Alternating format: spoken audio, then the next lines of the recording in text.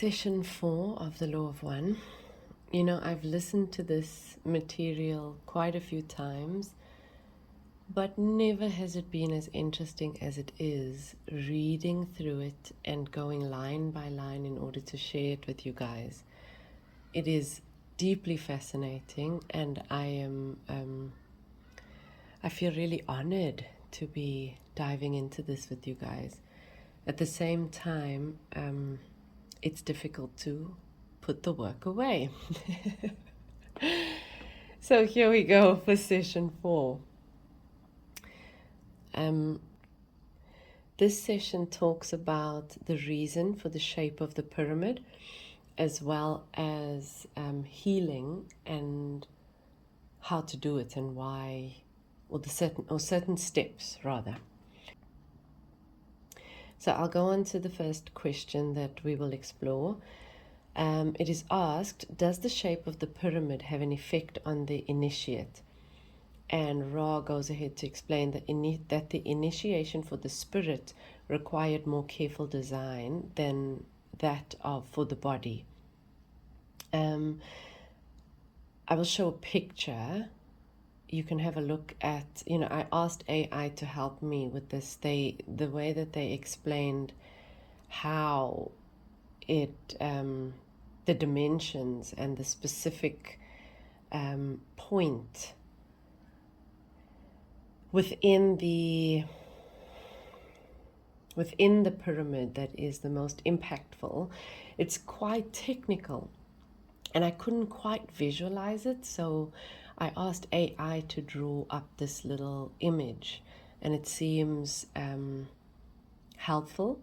This was the image created from Ra's explanation, and then the questioner asked if he was correct in his understanding, and he gave an explanation, and then I fed that into AI, which gave the same drawing. So I think it's accurate. You can have a look at the center of the triangle. That is essentially where the initiate needs to be placed. So he says that the design helped the initiate mentally perceive and channel a gateway to intelligent infinity. And that this is a focusing of multidimensional energy at that central point, more than at the top or at the bottom, or if they were placed elsewhere. So it's quite specific the way the pyramids were designed to enable the initiate to open up that channel, that gateway to intelligent infinity. The questioner goes on to ask, or to say, as I understand it then, the initiate was to be on the center line of the pyramid, but at an altitude above the base as defined by the intersection of the 4 triangles made by dividing each side into 4 triangles. So that is basically what I fed into AI. So hopefully the image helps to break that down a little. Ra's question, or Ra's sharing was, if you picture with me the side of the so-called pyramid shape and mentally imagine this triangle cut into 4 equal triangles, you will find the intersection of the triangle, which is at the first level on each of the 4 sides, forms a diamond in a plane which is horizontal. The middle of this plane is the appropriate place for the intersection of the energy streaming from the infinite dimensions and the mind-body-spirit complex's various interwoven energy fields. You can hear why it's a little challenging to imagine what they're talking about, but nonetheless, let's move on. The questioner asks, does the size affect the effectiveness of what the pyramid is doing? And Ra says that you can have different size pyramids placed at different points, for example, below the body or above the body if they're smaller. But for this specific initiation, the entire body was needed to be filled with this intelligent infinity. So the way above was the best, the way that I explained before. Sorry, my notes don't directly translate. Before the channel or both the channel and the one being healed needed to fit into that point, which is also why the pyramid was so big. The questioner asks, can the pyramid still be used for this purpose today? And Ra says that like a piano, it is out of tune, but it still does play. However, the disharmony jangles the sensitive, he says. You know, so many people have explained, and you can find these experiences on YouTube, anywhere really, about how they feel the energy in the pyramid still today. So my curiosity is what they are feeling. Is there any positive impact of this energy that they are experiencing, or is it just mostly creating disharmony within their field? Still, I am curious to experience it myself. He says that the reason is because the electromagnetic field of the planet has shifted, causing the disharmony, along with the, and in inverted commas, discordant vibratory complexes, which I just think of as funky people who maybe are not clear and aligned and have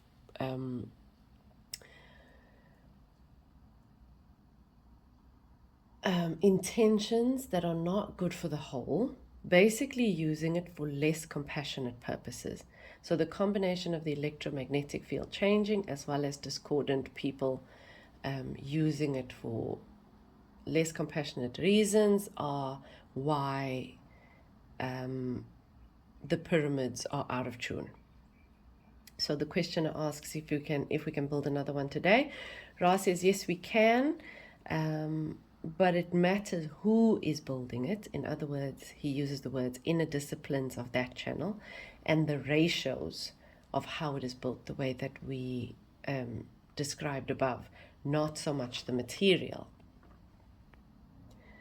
The questioner goes on to ask if there are people today that are pure enough that can do this.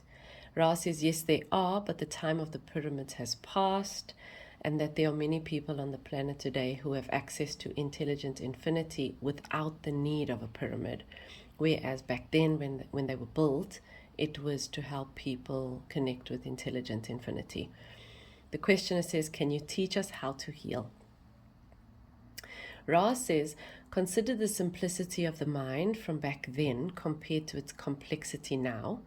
And then he says also, consider that the mind of those who have chosen service to others, I mentioned this in a previous session, in other dimensions, and I wonder if he means also like incarnations and, discarnate experiences, bringing those latent abilities into this lifetime. My understanding of this is that we have, as souls, traveling in time and possibly outside of time as well, develop these abilities, and that now when we come into this incarnation, these abilities are available to us should they switch on. And that switching on can happen for different reasons and in different ways. I won't get into that. Maybe he will tap into it later, but just a little bit on how that can happen through meditation, through sudden awakenings or satori, through breathwork practices, through plant medicines. But in other words, a catalyst. Even the dark nights of the soul often catalyzes this awakening, this spiritual awakening, or this Kundalini awakening as well, which turns on those latent abilities. He says that there are many distortions of mind, body, spirit complexes, and each must pursue its own learned teaching area. You'll notice that he doesn't usually speak of one side of the coin, for example, just the teaching or just the learning. He always puts them together because he considers them one thing. And in essence, he says to find an individual who brought this healing ability with him from another lifetime or something of that sort, and learn from him. So the questioner asks, should the healer be aligned with the law of one, even if he doesn't consciously know it? So in other words, he's healing, and at some unconscious or subconscious level, he is aligned with the law of one. Does this need to be necessary for me to learn from that person, in essence? And Ra says, no, they don't need to be aligned with the law of one, but they do need to have found a path to intelligent infinity. And he says, you do not need proper training in order to heal. However, those whose life does not equal their work may find it difficult to absorb the energy of intelligent infinity, and they will become distorted and cause disharmony in themselves and others. I found this really, really fascinating because I think about, somebody who's maybe working in an environment that is extremely toxic and trying to go through this purification process. It also, makes me think of being in Korea, where I was in this bubble, essentially, because I didn't speak much of the language, and so I had no influence from society, except for anything that I found online, which I'd limited myself to as well. How it enabled me to go through that purification process far more easily than now coming home to South Africa and not having the language bubble barrier anymore. Hearing all these distorted perceptions constantly, as well as living, in a family unit where not everybody is on the path of consciousness expansion or purification. And so those distortions are still playing out constantly. And going through the process of purification in an environment where you are exposed to these distortions, as opposed to going through the purification process when you are protected from these distortions. So I know that it is far more difficult to go through the process when you are in a highly distorted environment, like a toxic workplace, for example. But I also know that it is not impossible to do so,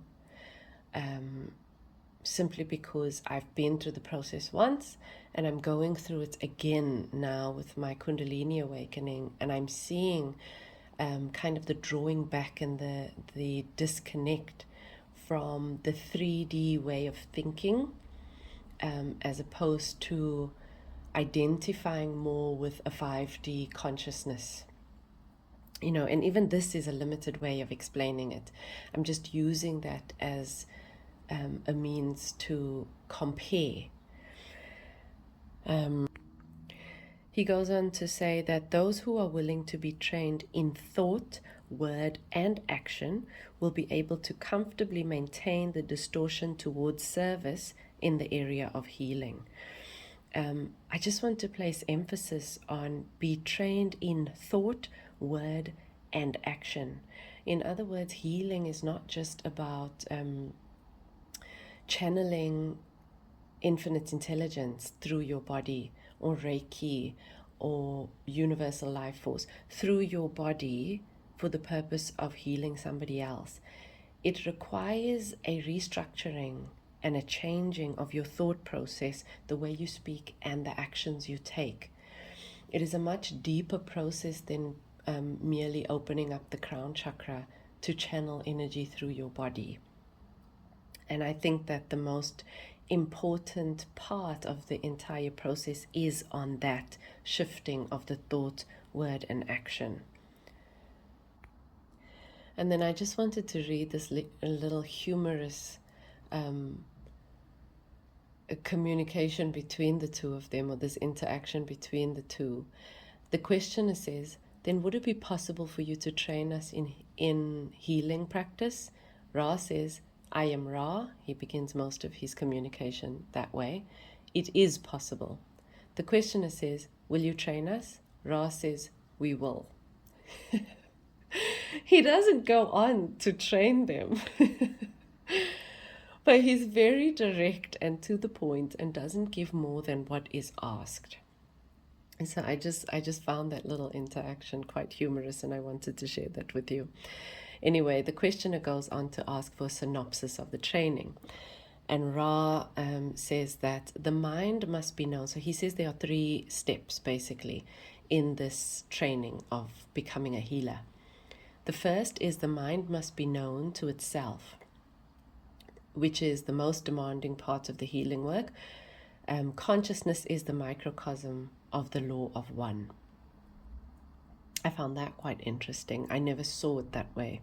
Consciousness being the microcosm of the law of one, because I think we always look at consciousness as this grand, expanded all, you know? But consciousness is merely the microcosm of this law of one. But more importance being placed on the mind being known to itself. You know, I think I mentioned in session 3 or session 2 about the ability to become aware of the thoughts.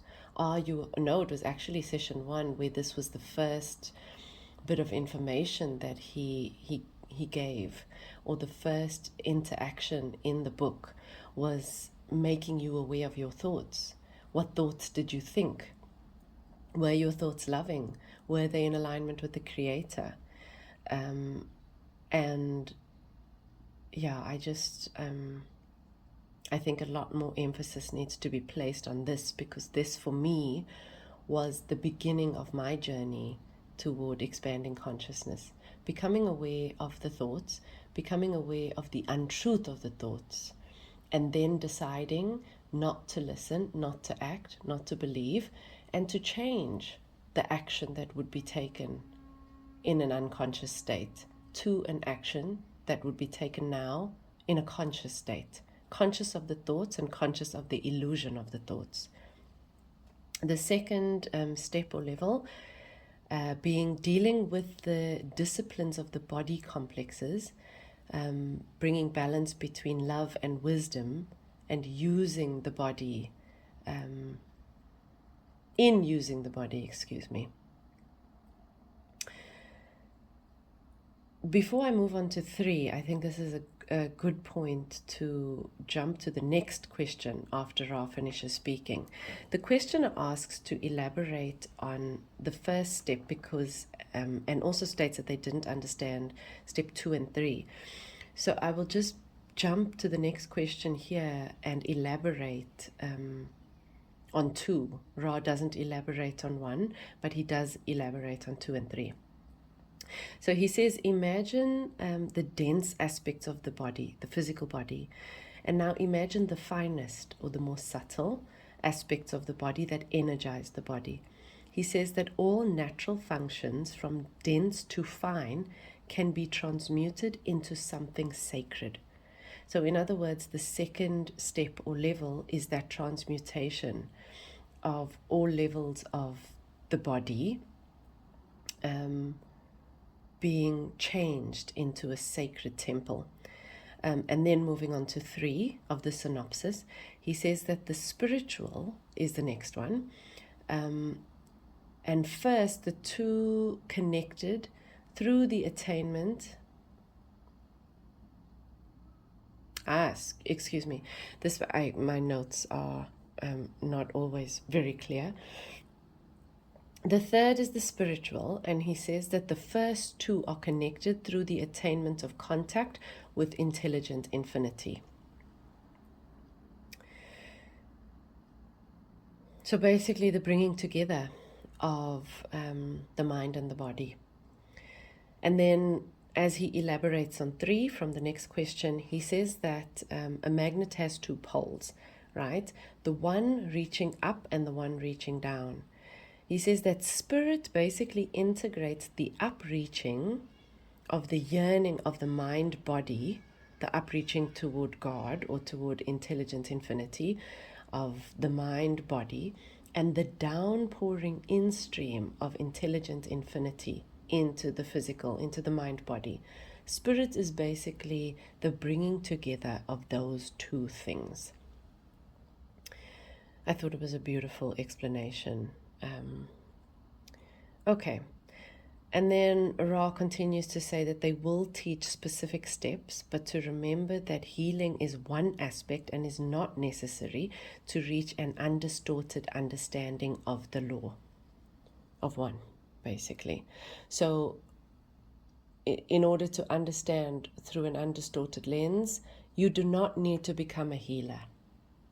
I think this is important to note and to place emphasis on. You do not need to become a healer in order to understand, without distortion, the law of one. The questioner proceeds to ask Ra to state the law of one, realizing that Ra is not going to volunteer any information without direct question. So Ra says, all things are one. There is no polarity. There is no right or wrong. There is no disharmony. There is only identity. That identity is all is one. And that one is love, light, light, love, the infinite creator. Which brings me back to our little warning about no right or wrong and no disharmony and no polarity. Living in this unity consciousness or the state of oneness should be done through an undistorted lens, so that we do not, through ignorance, cause harm to others, because there is no right or wrong. Moving on, he goes on to say that healing is a distortion of the law of one that occurs when the mind-body-spirit complex realizes deep within the law of one that there is no disharmony, no imperfection, that all is complete, whole, and perfect. You know, the most healing thing for me when I went through my first awakening was that realization, and that came before I found this book. The realization that everything that I viewed as an imperfection, everything that I viewed as something that was wrong with me, something that needed to be changed, which I will just briefly sidebar to the entire industry of personal development and self-help, is so destructive. I had this realization that personal development and self-help was constantly telling us that something needed to be fixed, something needed to be changed, something needed to be corrected or done or perfected or purified or removed or replaced or installed, that something needed to be done. But what brought me to that universal love was the realization, and not just the universal love, but that experience of oneness, was the realization that nothing needed to be done. Nothing needed to be changed. Nothing needed to be healed. You do not need to be made worthy. You do not need to do anything. You are absolutely whole and perfect as you are, no matter the past, no matter the future, no matter the present. That was the most healing realization for me. And then the law of one came about and reminded me, kind of crystallized that knowing and that experience, which is why I hold this book so, or one of the reasons I hold this channeling in this book so dear, so close to my heart, was because it is so deeply aligned with my direct experiences and that inner gnosis, that inner knowing. He goes on to say that thus the intelligent infinity in the mind-body-spirit complex reforms the illusion of the body. So in other words, this realization of perfection, this realization of the law of one, this deep realization, is what then changes the body into a healed or whole, inverted commas, experience, something that is not ill or diseased anymore, and that the healer is merely a catalyst for this individual process. A very, very powerful session indeed. And it just feels like as we continue, they become more impactful. I really, really love the second book. So I felt this excitement starting, the first in this way, that I can't wait to get through the first so that I can get to the second and share that with you guys. But as I'm going through each of these sessions, I'm feeling so enriched and empowered. I don't know if that is the right word, but just illuminated is more accurate. Illuminated going through the book in this way with you guys. So this is an incredibly healing process for me too. At the end of the session, Ra goes on to say that Carla must eat more if they wish to do 2 sessions a day, because she needs more calories essentially to sustain her physical vessel energetically, and basically just to give her more strength. That if she does not eat more, it will be really challenging and depleting for the physical vessel to do more sessions. So I'm going to leave that there and wish you guys an enlightening couple of days. Have a good one.